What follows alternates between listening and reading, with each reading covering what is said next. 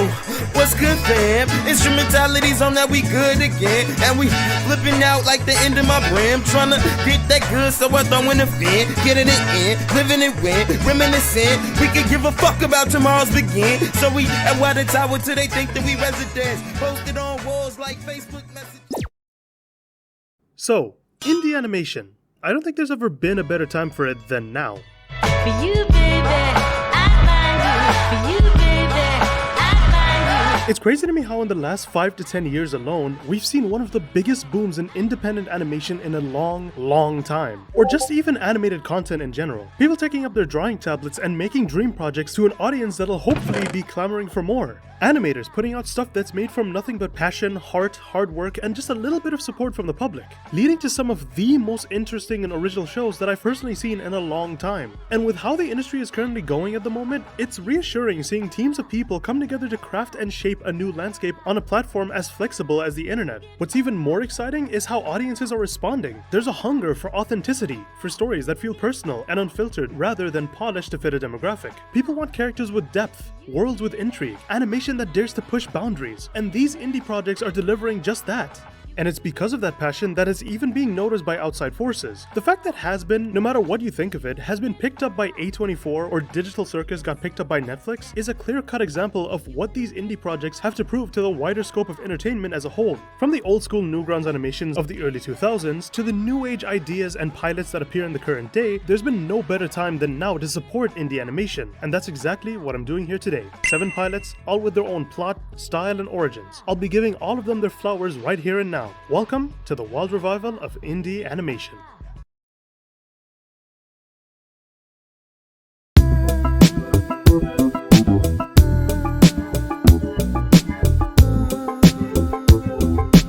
First off is a pilot I've been meaning to gush about for the longest time, and I mean it when I say that. I found out about it from Twitter, with a few promotional tweets scattered around the place. Very quickly watched the pilot first thing after it dropped on YouTube, and loved each and every minute of what it had to offer. Punch Punch Forever is a concept created by Irish animator Speedoru. He's been around since 2012, and has built a reputation for making colorful, exaggerated cartoons that often parody pop culture, video games, and anime tropes. So chances are, even if you don't know the guy himself, you've definitely seen his work that wasn't related to Punch Punch Forever. The proposed series itself focuses on one Gogo Matsumo, entering the famous Infinite Tournament alongside her sister and mom, the winner of said tournament being able to win a single powerful wish from the demon overlord that runs the thing. There's just one thing about our main character though. She's crazy strong. While on the surface, the plot of Punch Punch Forever can be seen as your standard shonen anime type fare, but this has to be one of the wackiest series on this list, having a good mix of something like Smiling Friends' non-stop jokes both artistically and vocally, and just about every anime trope under the sun to create this. I feel like there's no need to bring up the animation here, being both smooth and punchy with every impact during these fights that also help with the comedic timing of them, with episode 2 being a perfect highlight of the latter. On top of all that, the voice acting superb, the subtitles draw attention to more of the series' sense of humor, and by far this has to be the only series on this list that has an intro that's crazy catchy to hear every time.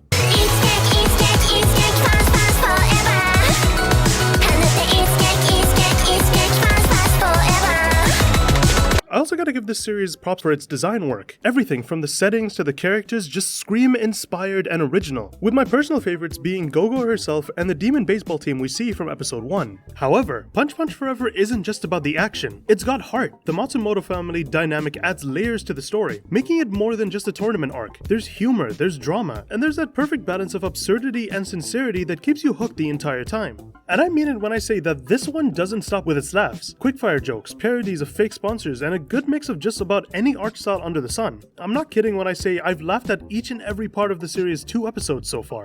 Yes, you heard me right, I said 2 episodes. At the time of writing, the series' 3rd episode is near ending production and should be out soon, but I would recommend if you find something like this or any other pilot I talk about here interesting, please support them online as much as possible. Whether by merch sales or just supporting them financially, these creators have the opportunity to make more quality stuff like this when most companies are leaving animation in the dust. Currently, they offer a number of different items to help support the series. series. T-shirts, stickers, plushies, posters, and a lot more. Me personally, when I get the chance, I'd love to grab this Go-Go Punch tee myself. Yes, I know it sounds like I'm sponsored by these guys, but I swear I'm not. I'm gonna be honest, I just really need more of this show. All I've been watching has been King of the Hill and Dragon Ball. I need this. But yeah, if you're looking for a series that's as wacky as the classics of Newgrounds, you really can't go wrong with Punch Punch Forever. 美味しいサンドイッチもあるわよ。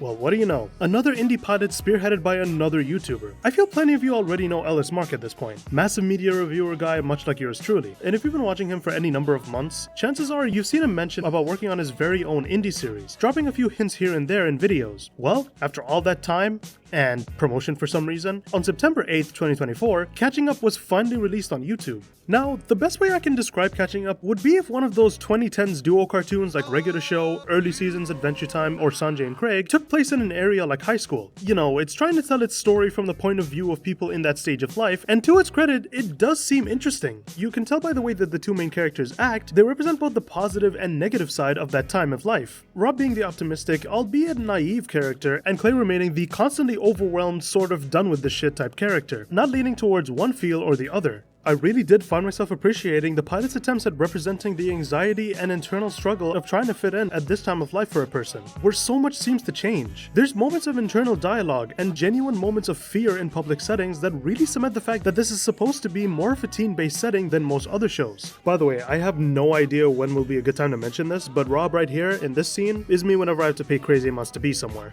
So you're telling me I have to pay to get a ride over here? Pay to get into this sweaty dump, which will be a bingo all tomorrow, and I'm expected to lug these two jackets, which aren't even mine, by the way, around all night without paying another $30? From a quality point of view, the pilot does seem to go above and beyond visually. The movement's consistent with characters reminiscent of old school CN or Nick cartoons. There's really well done lighting and compositing that makes them feel three-dimensional. The dialogue has time to breathe, making it feel natural, and even though it includes a ton of YouTubers in the voice cast, they don't feel like YouTubers in this video. Like Kadikarus or Zach Hadel is in this one, and I genuinely didn't know until I found out from the credits itself, which is crazy. The thing that shocks me months after initially watching the pilot is that the public kind of switched up on this one recently. Like, you look up the thing online, and the few results that isn't the pilot are these rant videos with titles that treat this thing like the Pandora's box of the indie scene. It's kinda weird to see. By the way, nice title. The biggest disappointment in indie animation.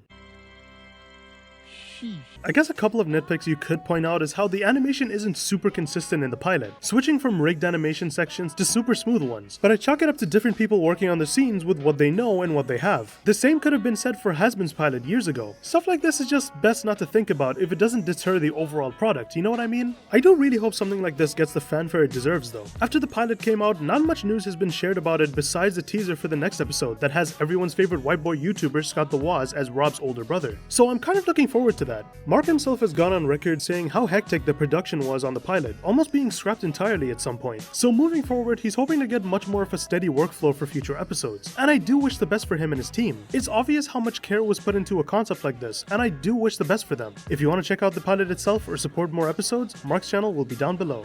Never took you for the drinking type. Never tell my mom. Deal.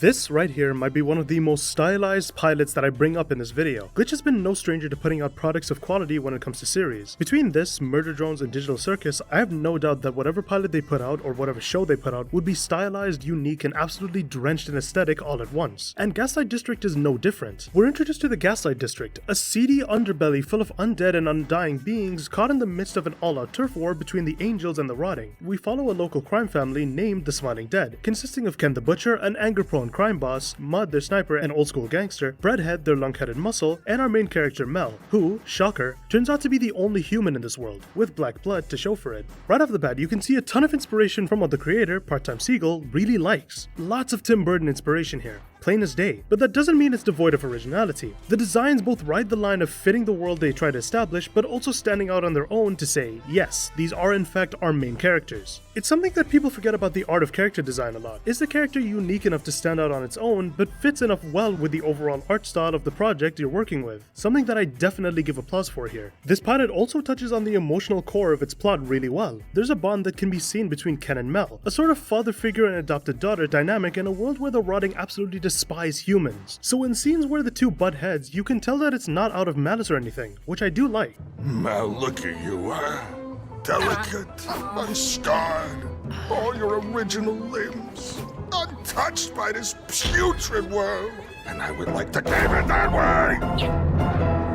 Now look at us, crusty, musty, rusty all over. That's not to knock any of the other cast either. The rest of them do give off the feel that they've been the only ones that they've got in the world for a long time. Behind all the insults and scraps, they really do care for one another. Something that can definitely be seen in the last half of the heist scene. And of course, what's pretty much expected of glitch shows is definitely its animation. Honest to God, I haven't seen anything directed like this with its amount of Dutch angles, overexpressive characters, and delivery to boot. Every frame feels like a labor of love, and it shows. Not to mention the array of extra touches to make this pilot its own thing, separate from its two sister shows. Text to exaggerate words, 2D animated elements like shadows and fire, playing around with lighting to make scenes pop more. This was a really well made and ambitious pilot. It genuinely feels like Gaslight has the ability to go far. I know I'm gonna say that for a lot of these things, but out of any of them, this one feels like the most cinematic and worthy of starting a fandom, much like Glitch's other shows. With Murder Drones kind of being over and sent over to Prime Video, and Digital Circus being partnered with Netflix, I do hope that this one also finds a home in another network or streaming service. This is also one of those pilots that I also wish to get merch from if I ever got the chance to, I'll admit. Especially the hoodie and breadhead plushie. Those two look so comfy to wear that I want to get them as soon as possible. With this pilot's crazy reception and Knights of Guinevere coming later this year, Glitch has once again proven its place in the indie animation scene for sure.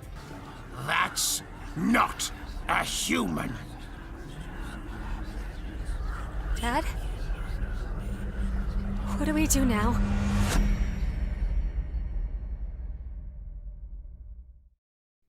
You've got control of the ball, so don't drop it, and stay tuned to Kids WB.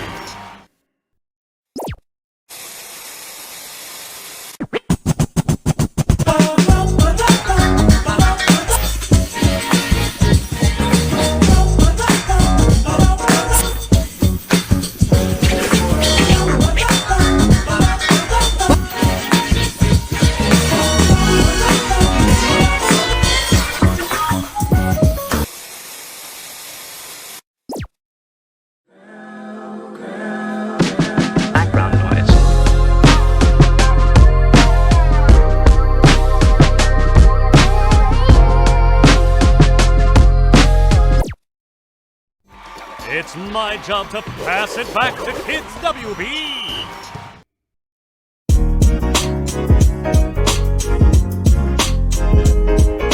Up next is something a little bit different. Instead of a fully animated pilot, we got a pilot animatic with a couple animated segments added in. You gotta understand, animation takes a lot of money and time, so this kinda makes sense to do when you don't have a big studio like Glitch backing you up. Besides, I personally feel like a good pilot isn't made by how many flashy effects you can put on screen, but by how good you can tell its story with what it has, similar to other animatics like Becky Prim, a series that even after all this time, I feel could really make it on a network like Adult Swim. So, Lily Borden, 40 whacks to the head, wasn't it? Seems a little excessive. One for each day of Christ's final temptation.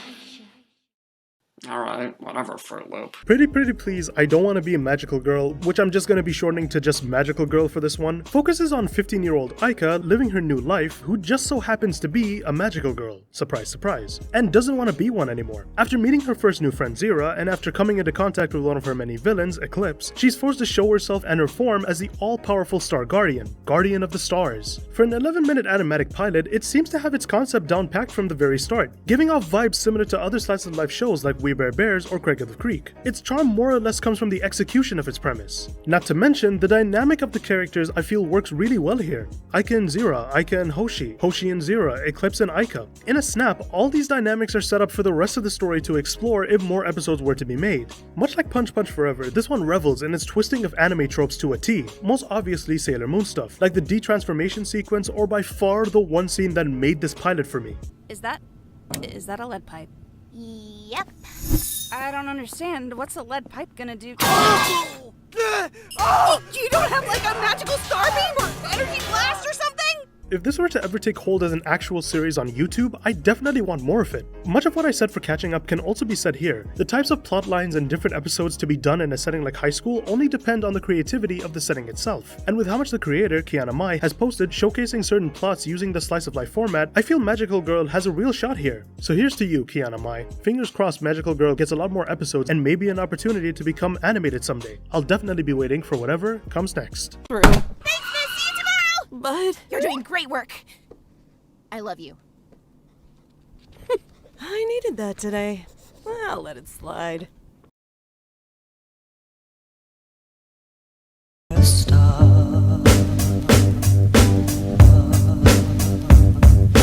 I'll admit, Lackadaisy is something that wasn't really on my radar when it came out back in 2023. In a year already home to so many quality indie pilots, I never really got the chance to see what it had to offer until I'd say around November of last year. And honestly, I feel I really missed out on the hype for this. I know I've said this a lot, but it has to be said that Lackadaisy is something that networks would outright refuse to do nowadays. Taking place in the Prohibition period of the 1920s, we follow the struggles of the Lackadaisy speakeasy as its eccentric crew fights to keep their operation afloat amidst rival gangs and Prohibition-era chaos.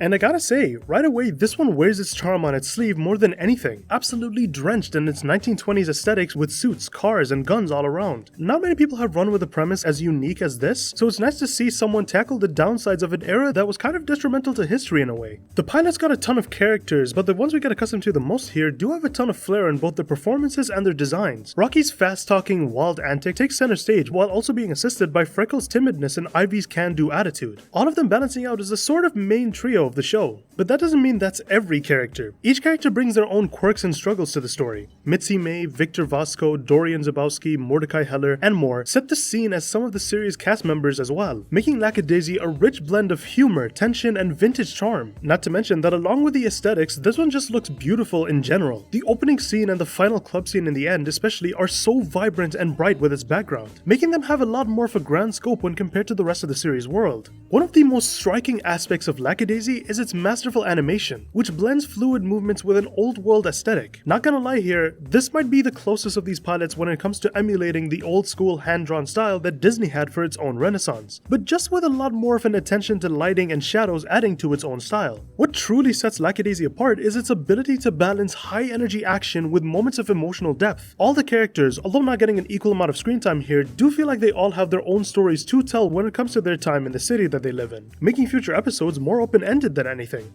And you can't talk Lackadaisy without mentioning the crazy amounts of influence the 1920s had on its music. Wild jazz symphonies that fully represent what it's going for, and some of these are straight up amazing to hear, with or without the pilot.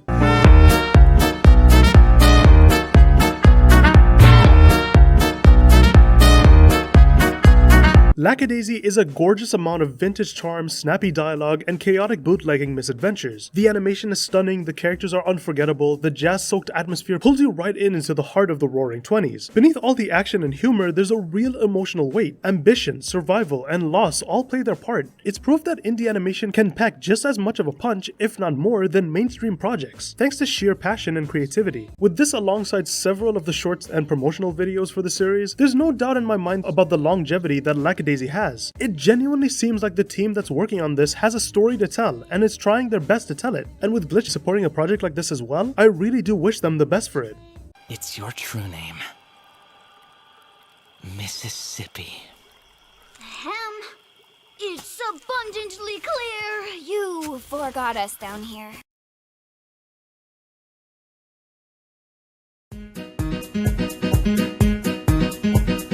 Just before we hit the last of these indie projects, I want to give a quick shout out to a couple extra works that I couldn't really fit into a whole segment, so it's time for a good old-fashioned lightning round.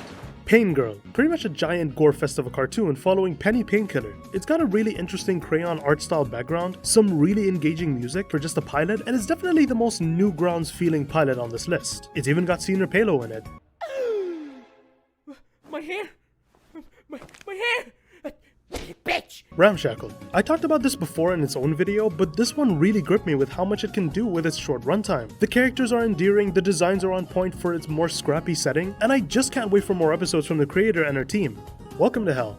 This one's been around for a while, yes, but not too long ago, the second part to this was released with a much cleaner look and feel to it. If you're getting tired of the regular cliches of hell, then I recommend you take a look at what this pilot has to offer. Metrocalia. This came from the recommendation of a friend. Very reminiscent of Season 1 Adventure Time. I wouldn't say I'll be waiting like crazy to see an episode 2 of this, but for what it offers, I say it's worth a watch, at least once. It's time for the moment you've been waiting for!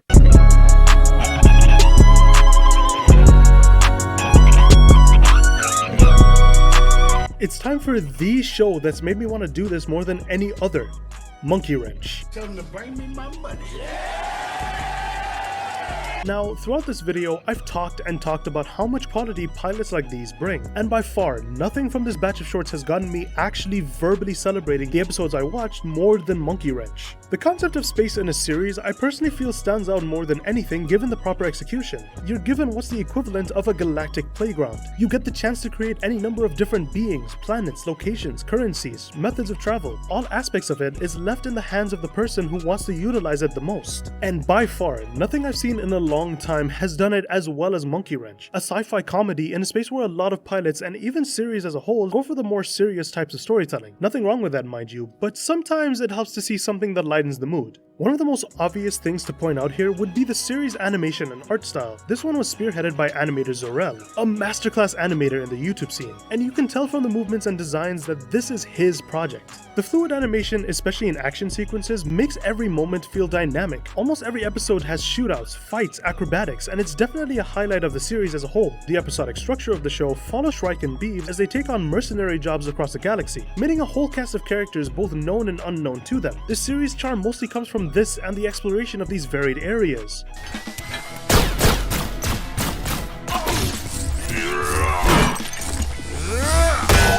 I gotta say, I loved watching the dynamic between Shrike and Beebs. Their contrasting personalities drive the humor and tension. Keep in mind, we're stuck with these two for a large chunk of the series, so their dynamic has to be both believable and charming, and you do see that in a lot of their moments here. Another thing that helps Monkey Wrench is the voice acting. How each performance brings personality and charm to the characters. Jacob Behrens and John Francis Donaldson offer so much as Shrike and Beebs respectively. Their dynamics definitely elevated by their voices as polar opposites that have somehow found a bond through the work that they do, and it's believable here. She'll be at the drop-off point in an hour. Ooh, that's at least 3 more El Bandito episodes. Well, unless, you want to show me some more guitar stuff? After this job is over, go on, put another one on. The supporting cast, from quirky clients to dangerous rivals, adds variety to each episode. What I like about it is that it doesn't feel like a rogues gallery. Even though they do end up at odds with one another, they feel like part of the main guy's lives that they also see from time to time. Adding on to this are the underlying themes of survival, ambition, and the absurdity of intergalactic capitalism. Our main duo is not rich by any means. They struggle to even fix their own ship when so much is going on and so many forces are working against them. It's a part of the series that I feel adds to its story more than anything. From what I've seen so far, moving forward, the series is going to attempt more emotionally fueled storytelling with the reveal of the main duo's past in the 4th episode, and I for one cannot wait for that. I know I talked you guys' ears off about a lot of the pilots here, but genuinely, please go support Monkey Wrench. Out of anything I talked about here, it's been the most shunned by YouTube and the indie audience as a whole, and doesn't deserve that fate. What else can I say? This pilot wowed me, and I know that it'll wow others too.